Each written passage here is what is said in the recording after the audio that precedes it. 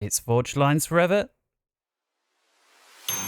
Hello there, Supreme Commanders. A 6 versus 6 FAF game it is indeed.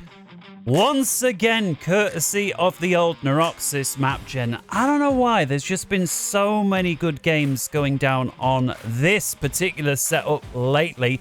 And I had to choose between two games, and I saw Guile had done one yesterday. I thought, oh, that map looks a little bit similar. Turned out to be something completely different. And so there's still the other game to go. It is still Sunday. And the reason I mention that is I should have been away just camping this weekend. Should have gone on the Friday, actually. Turned out, typical British weather, that the forecast had rain on Saturday, rain on Sunday, rain on Monday, and of course, when we woke up on the Friday morning, it was rain as well. And so we decided to ring the campsite and say, you know, we'd love to come and we're going to have to postpone it. We just don't fancy setting up a tent in the rain and then to be sort of hiding away in there with rain all weekend. That was all understandable and completely fine. Of course, no sooner did we cancel and decide to do something else with our time, the rain stopped, the sun came out, and actually turned out to be a really nice time, despite what the forecast was saying, and so that was a little frustrating. I came back, tried to make one of these videos, was just too tired. About halfway through, I was like, oh, this one guy's clicking on the units, and I think the tank is...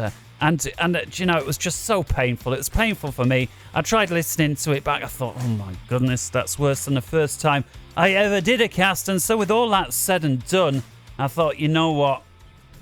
Time to roll the intro. Bingo bongos. Let's get those drums going. And so 6v6, Driving Me Mad with Moo. This was actually the name of the game that I'm going to be featuring today. And I find that kind of odd. Because, you know, I've been saying, you know, mute point, and I've had it corrected numerous times in the comments. It's not mute as in audio. It's mute as in boot. And then, of course, people being right cheeky saying, well, trying to teach a northerner how to speak properly is a lost cause. Learn proper English. Yeah, I had to agree with him, though, because cheeky or not, the truth does hurt. And with that, of course... somebody with a massive motorbike outside, one of those that sounds like it's about to cause an earthquake, certainly when there's a group of them that go by. Either ways, I'll try and cover it up a little bit, fade the music in, we'll unpause the game, and then we'll introduce our setup for today, which actually I don't think we've spoke about at all. I think I've just been boring you with stories about camping in the British weather. And so, yeah, we'll slow time down. We've got 6 people to introduce. We're focused in on this little piece of map wreckage there. Just turn the audio down just a tad.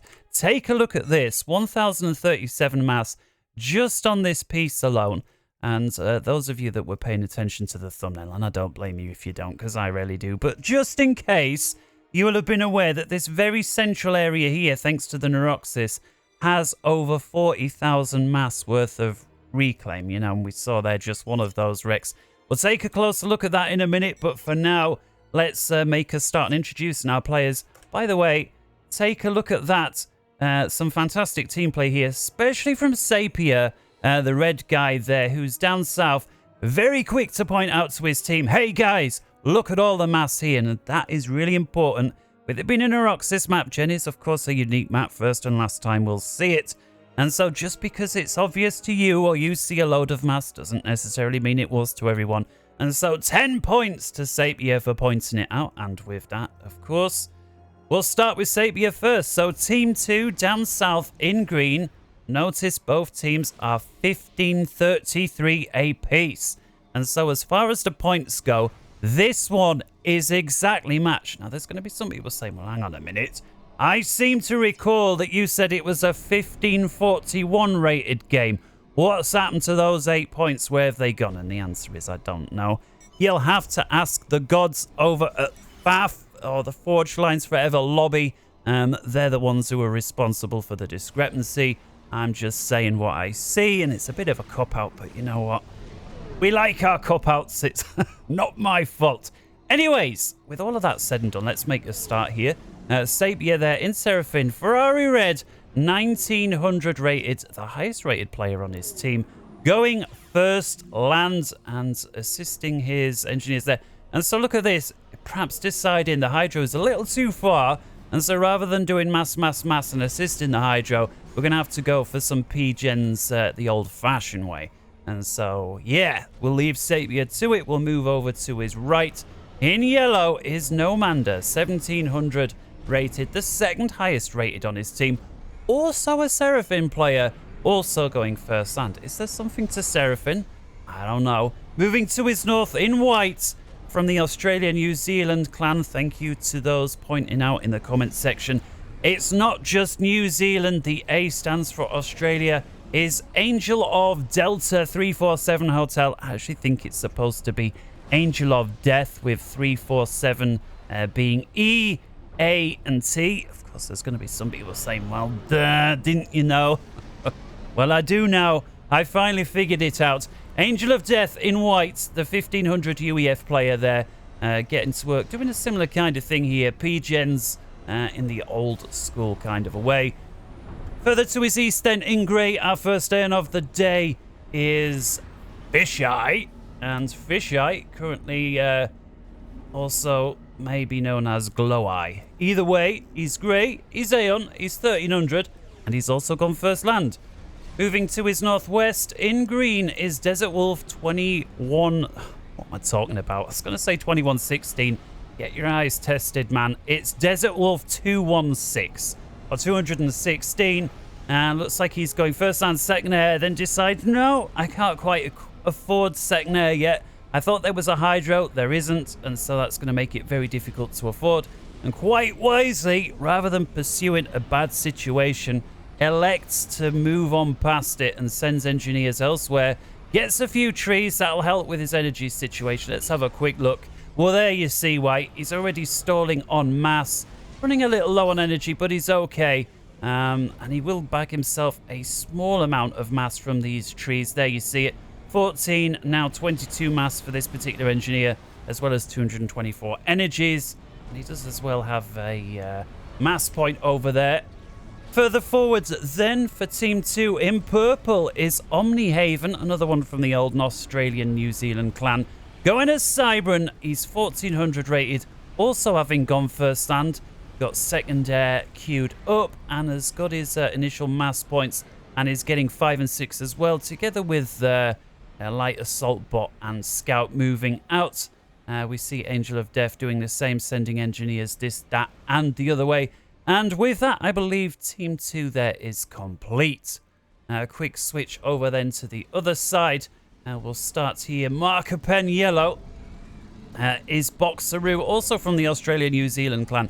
I used to play all the time with a guy, and he was also from down under, known as Andy Roo. And so I'm not entirely sure, is this the same guy or not? But if it is, hello Andy, how you doing? Baby alien from ways back when. We must have played hundreds of Set-Ons games together ways back when. But, and if it isn't, well, I just wasted everyone's time, and I... Hello, Boxeroo to you two from the NZ.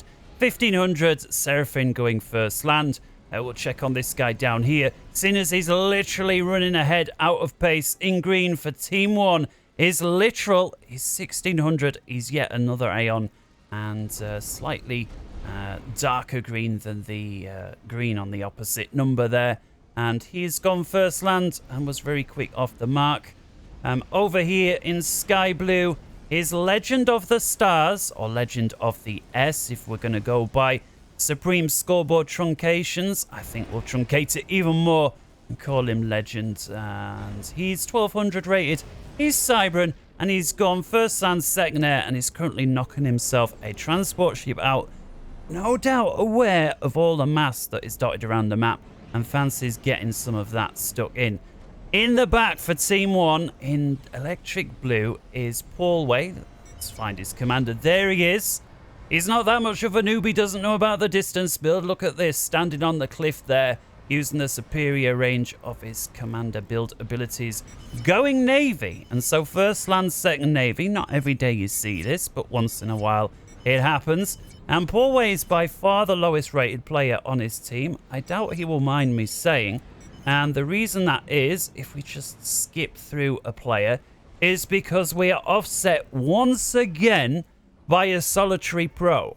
And so we had this the other day where teams were very finely balanced, and on one of them was a pro. I think it was BMS or Build More Sands. But today, it's Edge. What a tongue twister. Turns out this guy is actually from the Netherlands. And so, you know, to say his name is spelt like double Dutch, we can give him a pass for that. I'm just going to call him Ed. He's pink. He's UEF and he's 2200 rated. And he's making his way towards the mid like he means business. And then last but not least, is this guy here in burgundy red is Gingerbread Man, the 1800 rated, the second highest rated on his team. Having gone Aeon, having gone first land, second air, and remaining in base. Already sending a transport ship out, and with that 3 minutes 15, despite the slow speed. Let's just have a quick look at the old mass situation before we go full pace. You can see already commanders making their ways together with engineers from all sides towards the mid. And so if you add here 6.5, we'd call that 5.5, another 5.5 there. And so put all these together, you've got about 18,000 or so there. You've got at least another 6 in the middle, that makes it 24 plus. And then another 13,000 there. That makes it, it's a Sunday, I don't know. 38, 39. We've got another 5 and a bit on the end there. And so add all of these up. I don't actually think them. Oh, it is. I beg your pardon. It is ways off on the side. And again, some of these wrecks are quite large, as you see, over 1,000. Most of them 45 and some of them there. In that case, at least 292. All right. And so with that, let's go full pace. First person to enjoy the mass over here is Gingerbread Man. And he's smart. He's decided to split his units up. He's put 4 over here. And so there's not going to be any one-shot kill. And then leaves a single engineer over here. There's so much mass over there that would be nice. If he can get all of that, regardless of what happens here. We've got Emily Haven over here. So this guy from Team 2. And he's going for the point defense. He's getting raided by a light assault bot there belonging to Gingerbread Man. Oh, but Gingerbread Man gets a wall section around his point defense. And with that, Omnihaven completely wiped out there inside 4.5 minutes. That's rough, says Gingerbread Man. Yes, it is. Even the other team admits that was painful. And it was. Checking in over here then, we've got Ed forward position now with his commander, Ed being Team 1. Opposite number here, Nomander, Team 2. Nomander with several engineers there. He's got at least 6. Manages to get 2 point defense online, has them walled off. And that's going to be more than enough to dissuade Ed from getting any closer. Look at that, solitary engineer over there, just to provide a little bit of repair. But Ed, he's no beginner. The highest rated player in the game. He's managed to get a couple of land factories online. And first order of business is get some artilleries moved forward. Of course, the artilleries can outrange the Tech 1 point defense, the only Tech 1 unit that can. And with it, Ed is able to start moving forward. He's going to just tank a couple of lost hit points there as the artillery finishes off those point defense. Quick check elsewhere. See bombers now as well from Nomander going after some of these Tech 1 units there. Long into Ed. And we see Sapier making a move as well. And so the 2 highest rated players in the game going head to head. Ed does have a 300 point lead. See Sapier as well back here trying to construct more land factories. Provide reinforcements. We've also got Angel of Death in white sending units through. And we've got Nomander's Air over here. And so this is starting to feel a little bit like a 4 versus 1 situation. At least all the players on the Southern team are primarying on this guy. Certainly feels that way. And I'm sure it does to Ed as well. But you can see why. He's by far the highest rated player in the game. And if they can kill this guy nice and early, they should have a huge advantage. Ed, of course, no beginner, knows he's got to try and go after these land units before the commander. Sapier, though, with all of this support, is just going for the commander. Oh, what's this? Nomanda rolls up on the scene, and suddenly it's a 2 versus 1. All the commanders are bare, and to make bad matters worse, he's got artillery raining in as well from Sapier. And so Ed, whether he dances or not, I think this is going to be game. He just managed to get 1 point defense online back here, but it's not going to matter. 5, 4, 3, 2, 1, bang. Ed at 7 minutes 6 seconds is dispatched. Team 2 say, see you later, pal. You've been playing long enough. And with that, the first player going down, leaving it a 6 versus 5 situation, favouring the green team down there, team number 2 in the south. Both the commanders that were in pursuit there able to stay alive. Here we see Sapier, 2,600 hit points, so he was quite heavily damaged already at the time the explosion went up. We see Nomanda there looking much healthier at over 8,000. Quick check elsewhere. Here we see Literal, of course, he's team 1 as well. Same team that Ed was just on. And he's now on the front line. And he's got to be careful, because he's got an enemy commander here. He's got another enemy commander here. And he's got another enemy commander here. And so, yes, he's got a pal in reinforcement back there, Boxer. And he's got a solitary tech 1 point defense. But we see how quick those can be brushed aside when you've got artillery pieces. Nomanda, though, does have himself a bomber in the area as well. So this here for Literal is a very dicey situation.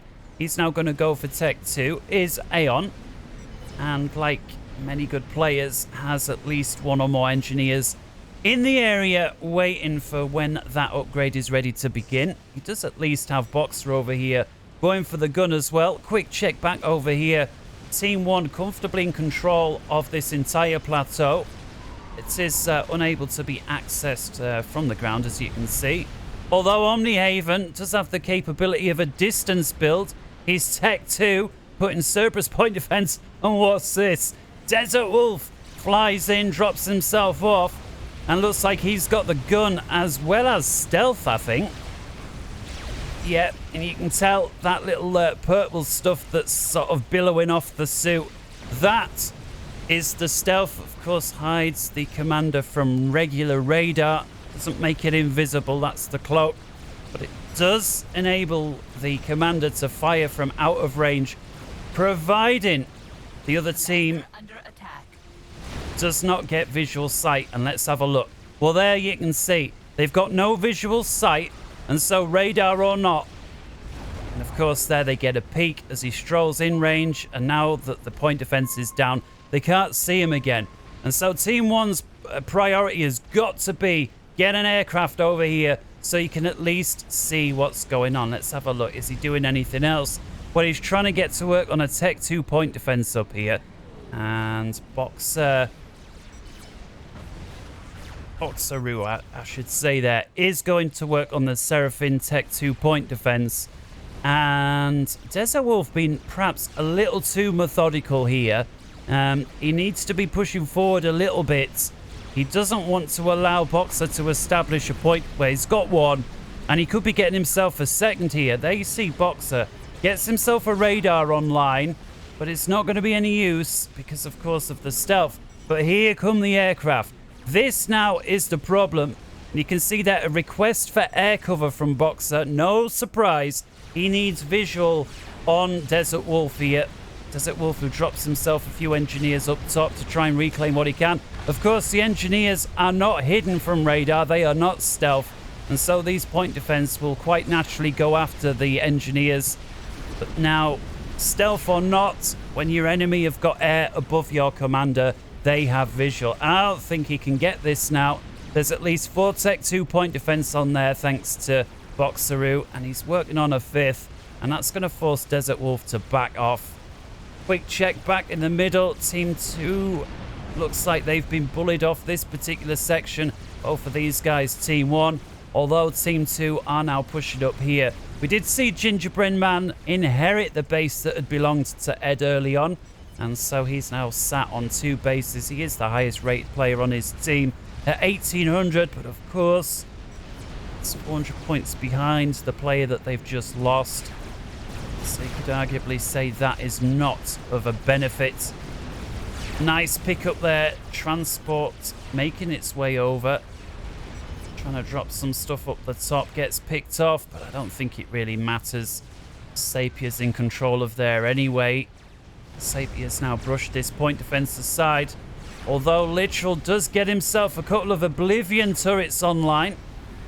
The Aeon point defense, of course, the best Tech 2 point defense versus any other point defense in the old point defense war. And looks like, yeah, you can see it. Literal is single-handedly able to keep Sapier as well as Angel of Death at bay. And you can see he's assisting his point defense as it's dealing the damage. Angel of Death trying to get a shield online, but it's going to be far too little and far too late. And it looks like just one more shot. There it goes. The Aeon point defense was able to make it work. Yes, Sapier managed to get this one online with a lot of assistance, but with numerous Oblivion point defense still online here. 3 of them. And what's he going for now? A shield. I suspect he's going to be able to hold. Oh my goodness. Desert Wolf gets picked off. Apologies for missing this, guys, but I think we can see here Andy Roo was creeping out the point defense. I think if I saw right on the mini-map, and indeed it does look like it, Desert Wolf had tried to lift himself out using a Tech 2 transport. Just looks like it was a little late onto the scene. Either that or it was shot down. With that, it's now a 5 versus 5. 13 minutes and 30 seconds into the game. Just a couple of point defense there remain from Omnihaven. And with that, once again, the entire plateau will fall into Team 1's hands. Quick look over here, and we see this plateau as well is in Team 1's hands, the sky blue colour. But we move over just in time to see Fisheye drop himself off inside 14 minutes. He's, of course, the Grey Aeon player also belonging to the Southern team. And so, Legend of the Stars, if he wants to hang on to this plateau, is going to have to fight. I like this little side drop. A little distraction attack there, perhaps, as well from Fisheye. Let's have a look. He does have the sensor suite, and he is Tech 3. And so this means Fisheye is going to be able to see what's going on. He won't have to worry about a radar. And he can build really, really fast. That is, of course, assuming he doesn't stall on mass. Tech 3 Commander is one of, if not the fastest building units in the game. Certainly inside 15 minutes. Quick check over here then. Hallway, we see he went Navy. He's been relatively quiet otherwise. His commander's still back at base. And he's got himself 2 Tech 2 Navy yards online. And one of them is a HQ. And so he knows about the old support factories being much cheaper than just building 2 HQs. Although he's up against Omnihaven. Omnihaven is Cybrant, and he's got the nanite torpedo launcher. And so this commander, when it's under the sea, can fire torpedoes at enemy navy. And it looks like here, Hallway's lost at least 2 or 3 of them. Despite Omnihaven, as best I can tell, just been Tech 1. It's got a couple of frigates and a sub. A couple of more frigates. Yeah, all of these naval... I say all. There's only 2 of them. Just Tech 1. Look at the range on this cruiser. It's managing to bat away some of these naval yards. Omnihaven is constantly trying to repair it, but look, every time these missiles land, it just wrecks the frigates that were under construction. And so all of this here is just wasting mass. Omnihaven needs to get TAC missile defense online or think of some other way to cause this cruiser to stop. There's now 2 of them. I also saw a few TAC missiles coming in across the way, picking off a couple of the mass points there belonging to Omnihaven. Looks like he's since dealt with that. Quick check elsewhere. Well, other than the old base wars going down in the mid between Literal and Angel of Death, I think it's time to have a quick look on the old eco. We also see Sapier here as well.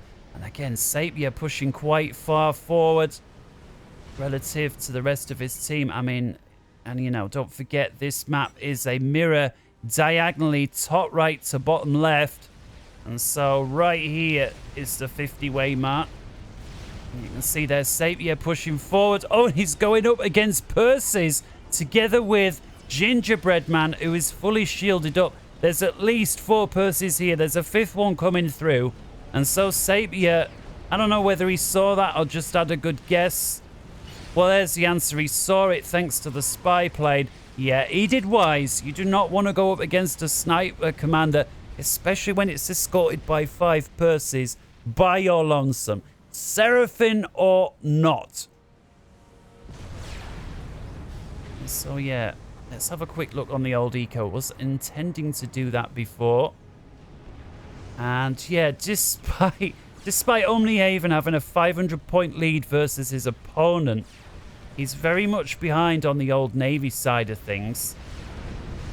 Fisheye does manage to obtain the side islands, and there was very little, if any, mass on here at all to be had. The only purpose really is, you see, we've got a mass point here and here, but importantly, this one is very close to Team 2's main base. This one over here was Team 1's base.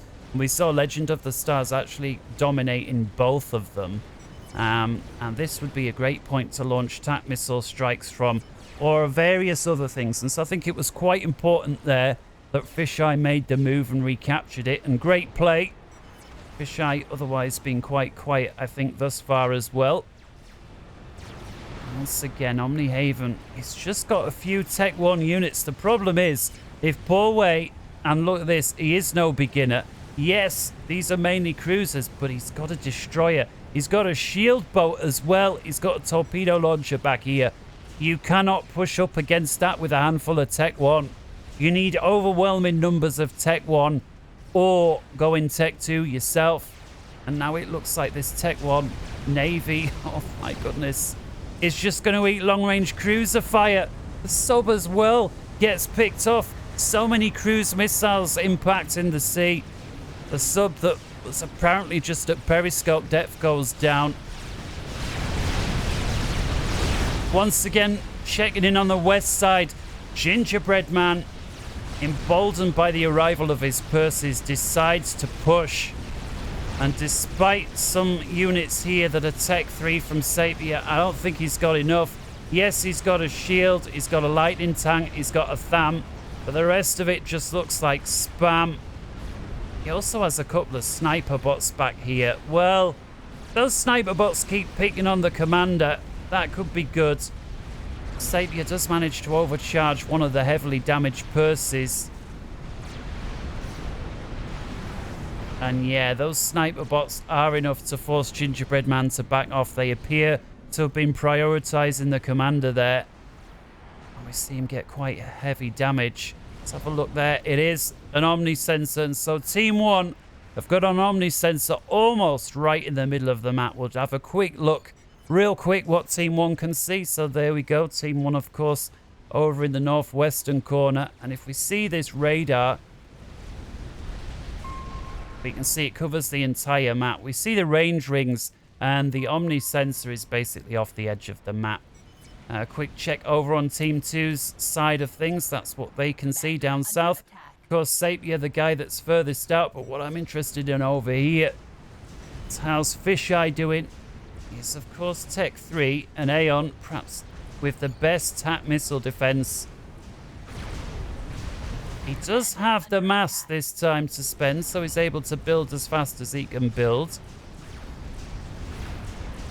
And the Oblivion Tech 2-point defense. All right, they're okay at going against Navy, providing the Navy's in range. And here we see these TAC missile defenses. No Mander with engineers here that are just reclaiming the pieces rather than assisting. I'm not sure that's the most helpful thing to do for a commander who's trying to fight for his life, but perhaps his attention was elsewhere and he just wasn't paying attention to what he was doing. Fisheye once again walking into harm's way. He's trying to rebuild. I think it's maybe worth getting a few more TAC missile defenses on, or shields or something. Although, credit to him, Fisheye is buying his teammate here, Omnihaven, a lot of time, as Omnihaven is able to work on some of these Navy yards while Paulway is forced to deal with this. Omnihaven, of course, with the nanite torpedo launcher. I'm surprised we didn't see him use that a little more. He is Tech 2, but if he goes stealth, I think he could be very potent versus this. And Nomander drops engineers in as somebody else who's just trying to get some reclaim in. Although with a well-placed point defense there belonging to Boxeroo, that was almost for naught. And I dare say that Fisheye's looking very exposed here. This whole western, or rather the eastern flank belonging to Team 2 is looking very, very exposed right now. Paulway, don't forget, is the lowest rated at just 900. And this navy is by far the largest navy out of anybody's in the game.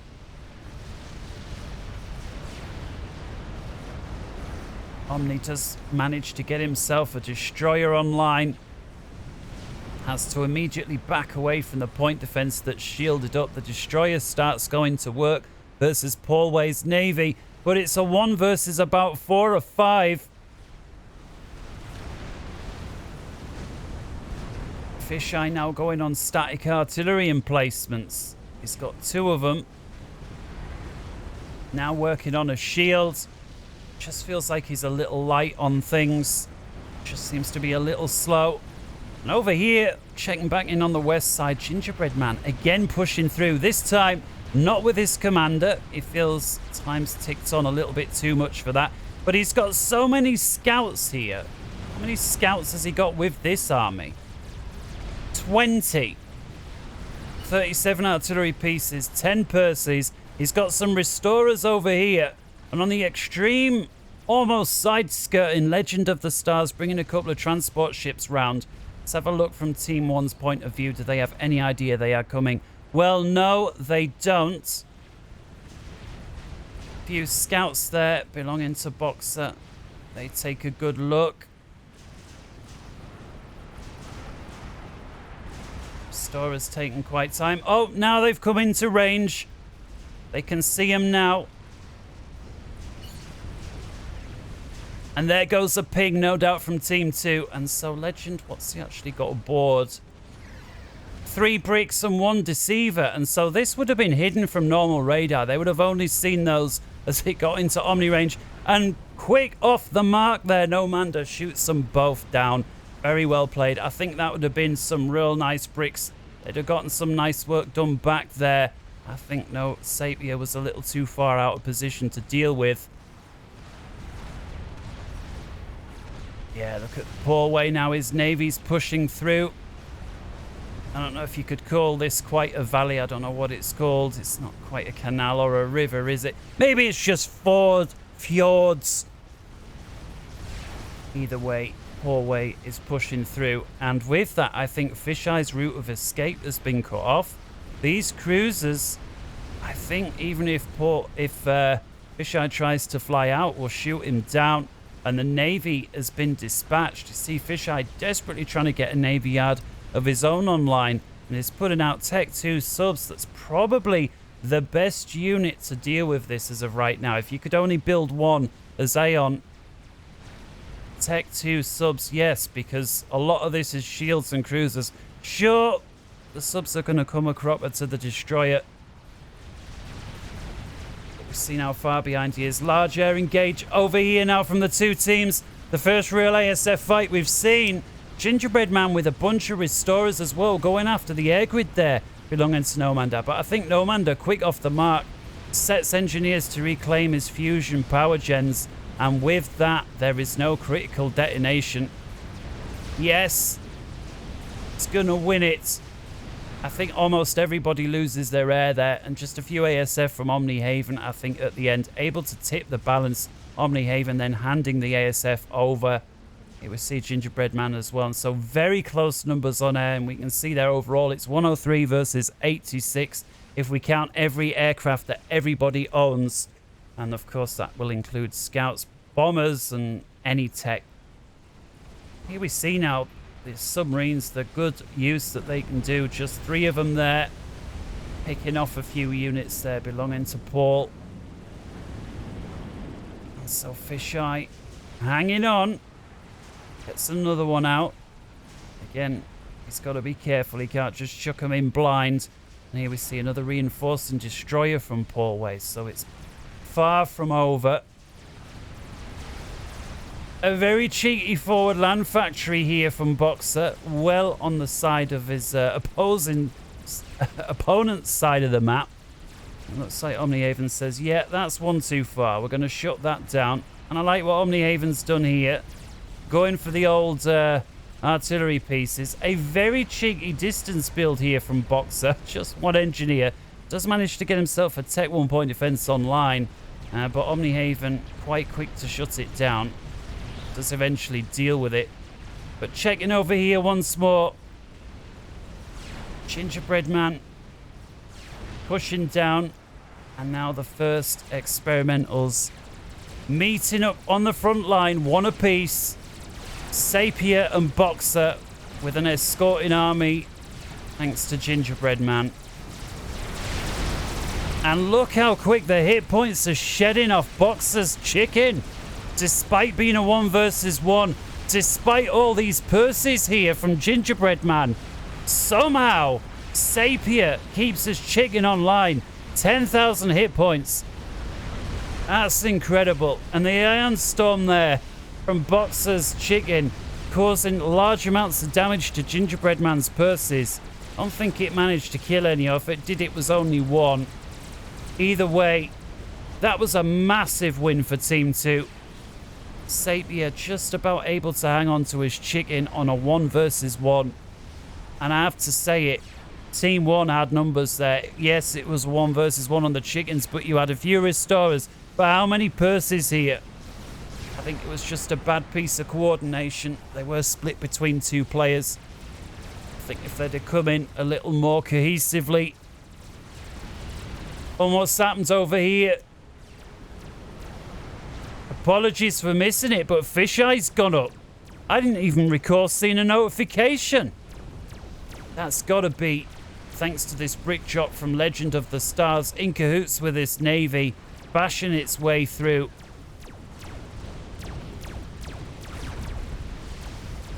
Apologies there, Fisheye. Minute 29 finds himself 5 versus 4. Team 1's favour up top. And so despite losing Ed early doors, despite the highest rated player, despite the imbalance that's caused, oh my goodness, some fancy footwork from Sapier shows that chickens can dance. Turns around, unloads 1 round into the purses, dances again, 1,000 hit points. Just 1 good connection from one of those purses and this chicken is done for. The chicken's revving up 45 hit points a second. Sapier, oh my goodness, dancing 300 hit points. It just got enough for repair online by the time the purse is shot, and with it the chicken, oh there it is, gets its 2nd rank of vet thanks to all of this spam. Just about holding the line there, Sapier, and I don't think there's anything left. Oh, there's 2 purses. The rest of this is just spam. I'm not aware if Sapier's quite aware of the situation. Well, he mostly is. Perhaps he just doesn't want too many artillery pieces connecting with his chicken, or maybe he fears a snipe. Either way, checking in further to the north, Literal is breaking down the front door as well that we saw Angel of Death hold. And so Team 1 are punching through where you look. They've retaken the island over here. They've got Navy.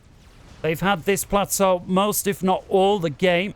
We saw Desert Wolf try to make a little fight for it. But Literal's been very strong over here. So perhaps a little bit of a comeback on the cards here. Team 2 suddenly find themselves relegated. Well, let's be honest, 25% of the map.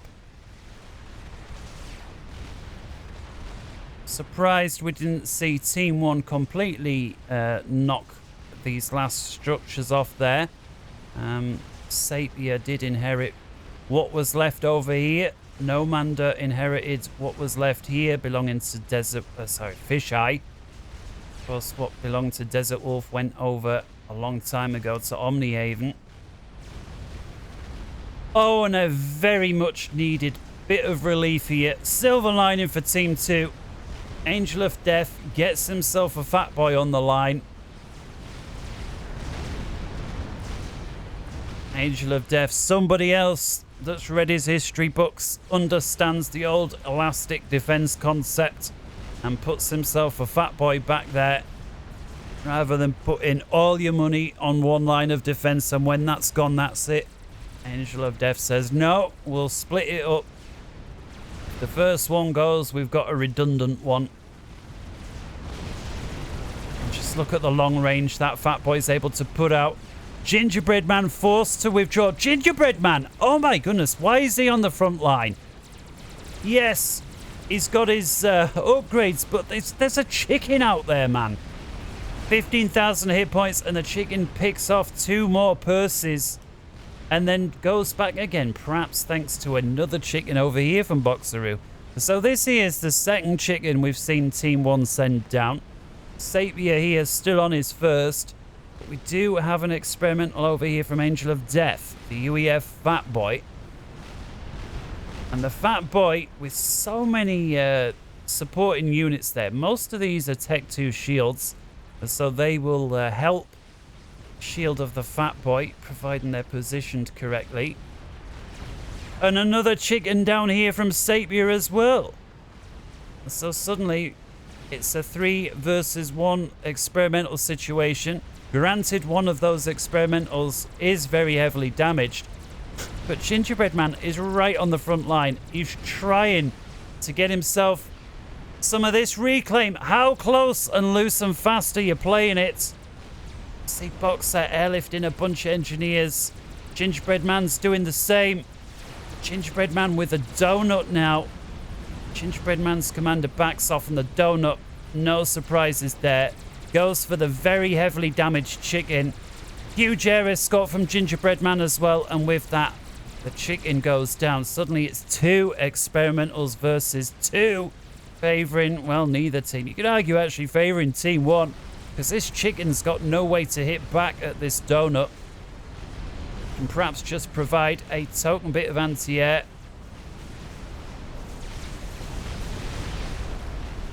So with that, both of the experimentals belonging to Sapier down.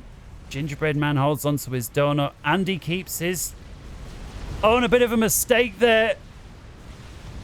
Gingerbread Man's air cover gets too far from the donut. Attention elsewhere briefly. Nomander spots it, sends his ASF in. And despite paying a bit of a price on the withdrawal, achieves the ultimate objective. Very well played there from Nomander. And as we roll around to minute 35, let's have a quick look on the old economies then. And so mass income totals 1,300 versus 1,200 favouring Team 1. So actually a lot closer than I thought. And if we take a look at totals overall, which includes all the income and reclaim to this point, is 1.4 versus 1.3 million, also favouring Team 1. So I often like to talk about that 5% advantage. Well, this time it's more like 10.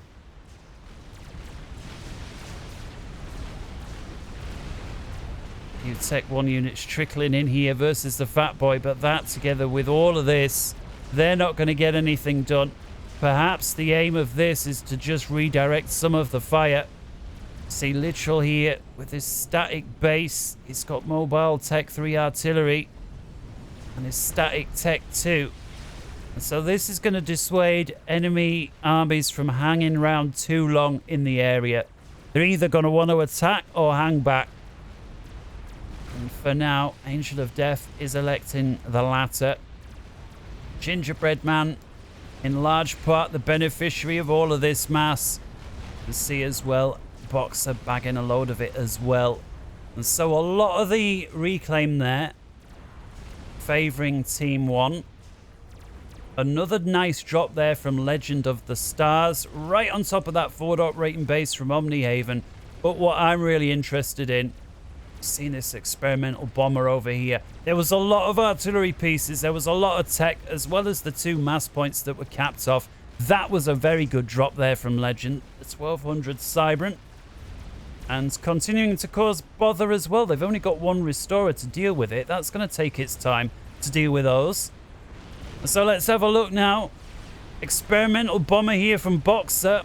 A large air force from Gingerbread Man to escort.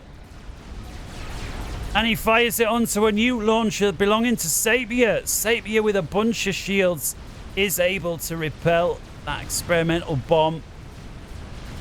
Normander very quick with his ASF, shoots it down. And so the bomber, I'm not sure it got any kills there, thanks to these Seraphim shields. The best in the business, even at the Tech 2 stage. So with that, an experimental bomber finds itself shot down. What's this? 2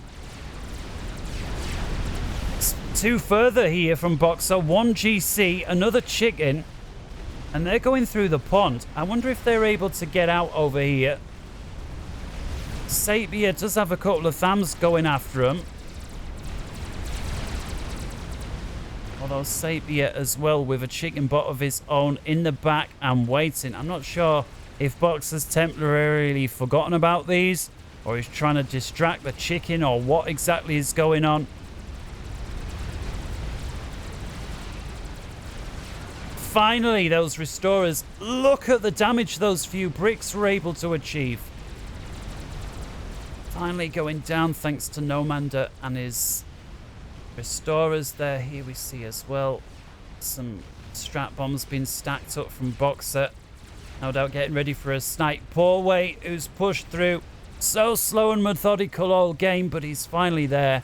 And out come the experimentals. GC and chicken versus chicken and shield with a few point defense. One thing that is on Sapier's side is the opposing experimentals are heavily damaged. He also has these 4 siege tanks, but there's a lot more stuff from Gingerbread Man coming through as well.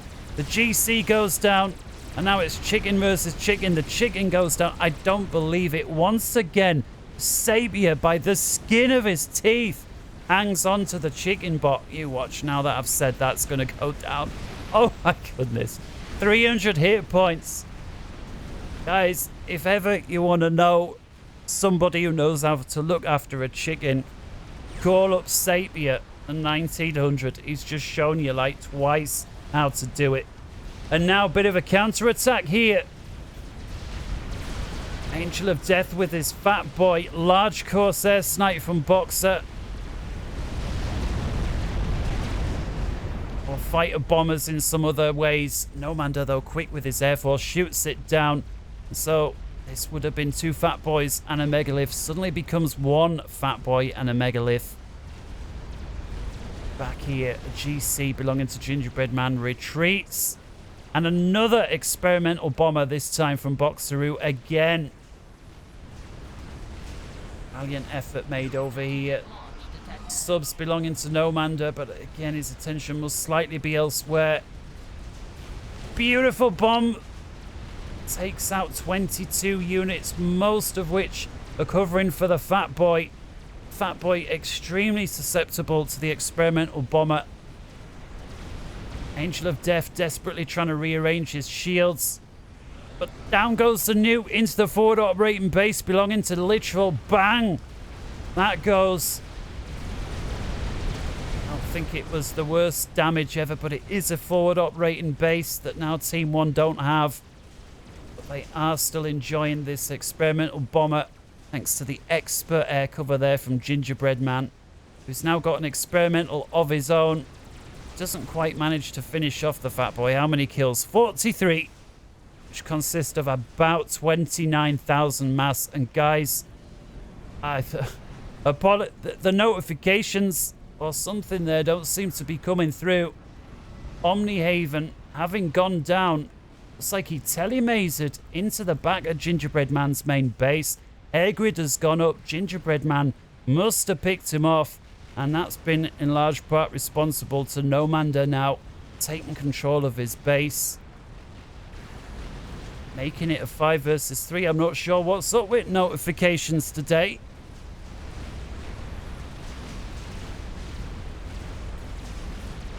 Now we've got long-range artillery as well, as if things weren't bad enough for Team 2. Static Tech 3 artillery raining in onto the base. Oh, Nomanda's air grid is wide open and exposed. In comes the round. Oh, shield blinks on in the nick of time, but not in the right place. Oh, that could have been so much worse. Just one air factory goes down. I think he was a little fortunate there. Navy from Paulway now, having finally completed its mission, pushing all the way through. And now the experimental bomber takes advantage of the air being tangled up. Does look like Gingerbread Man's going to lose that one. Beautiful strike. 79 kills, makes it a 2-star. The forward air grid there that was handed to Nomanda goes down. Experimental bomber, just 25% hit points left. I don't think Boxer was expecting to hang on to it for this long. Perhaps forgot to chain up another target. But now it's too little too late. Nomanda picks it up. Not for the first time. Shooting down his third experimental unit. The second experimental bomber, of course. The donut being the first to go. Angel of Death once again retreating back to his second line of defense. Everything else looking a little bit no man's landish. Gingerbread Man pushing through with a GC. Yet another large drop from Legend of the Stars. He does like his little stealth unit here. Of course, these work even in the air and they provide a range. If we can just see here, there you can see everything from there to there, providing he doesn't stroll into omnisensor range. Cannot be seen by radar, and that allows the Cyberns to fly stuff around quite sneakily at times. Perhaps emboldened by the success of his last drop with the bricks, together with the Navy here from Paulway. Sure, his stories are going to be the best way to deal with this, because every time you fly a bomber over, such as that, when it circles back round, it's going to be shot down by all these cruisers.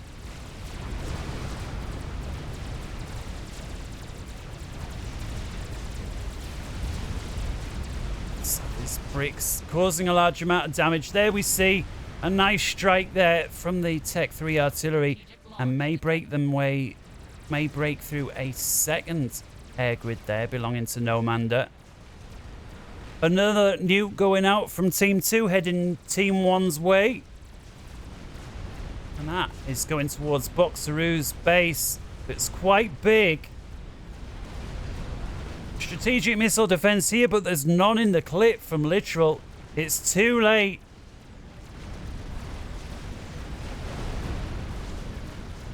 Bang. That hurts. That could have been much worse there for Boxer's air grid, but importantly, from Team 2's perspective, picks off the nuke defense, and so that missile will not complete, and therefore the next nuke will be open door. Quick check here. 2 GCs find themselves picked on by a couple of chickens that get around there behind, and that, together with the megalith over here from Angel of Death, that will be a real nice comprehensive win for Team 2. They needed something to go their way, although Angel of Death also with a defense sat on the far side of the field, and Gingerbread Man's base has been obliterated. Problem is, when you've got a defense sat over your base, it's easy to say, oh, we'll build a shield. Yeah, but you can't if the defense sat will shoot it every time you try. So Gingerbread Man's base suddenly finds itself in tatters. Team 2 find themselves sending out yet another nuke. And the first counter-attack we've seen for some time now from Team 2. 2 chickens together with the megalith, and they're up against just mostly spamming engineers. There is a contingent of Percy's back here. And down goes the nuke. And bang! Tears yet another hole into Team 1's base. Granted, it wasn't the most heavily developed area, but again, it's just picking them apart. And despite the advantages enjoyed by Team 1, Suddenly feels like they've been caught out a little bit down the mid. 2 chickens with a megalith. Granted, 2 of these experimentals are halfway damaged, but they do have a lot of escorting units. Flax, shields. Gingerbread man, though, with a bunch of purses, he may be able to get round the back of one of these units. Chicken continues to press forwards. Artillery continues to rain down. We'll just move the mini-map down there a little bit. Experimental bomber down here belonging to Sapier as well. So Team 2 finally with an experimental bomber. But they're still eating multiple Tech 3 artillery rounds.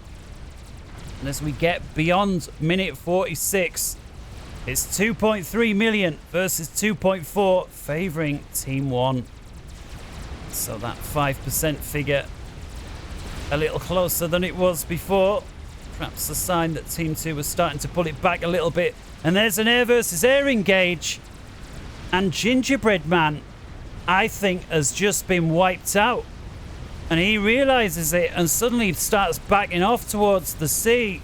Problem for him is he's got so many restorers inbound. This is going to be close, despite the purses.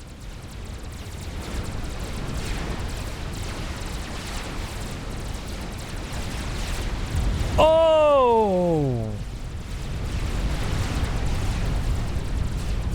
Gingerbread Man recognizes it's over. Control K's himself, trying to get as much of the air belonging to Nomander as possible. In the same moment, Boxeroo gets picked up from Sapier as those 2 experimentals make their ways towards his base.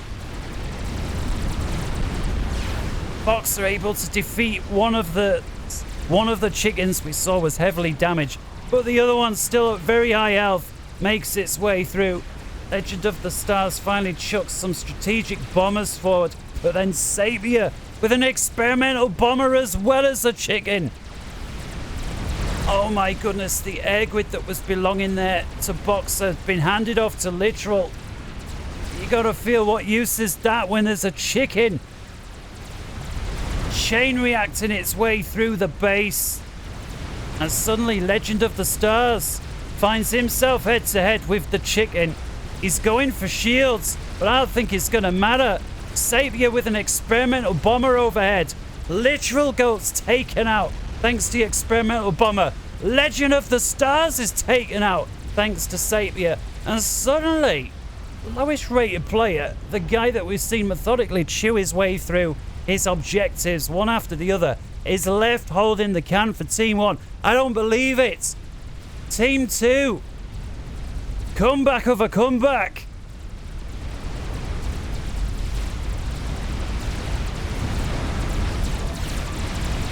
And poor Way suddenly finds himself head to head with a chicken and very little to stop it indeed. Chicken breaks through the shield, fires at the fusion that's right next to Poor Way, and with that, Poor Way goes FoMo nuclear. His soul ascends into the heavens, ready to find itself into another quantum gateway for another battle on another day.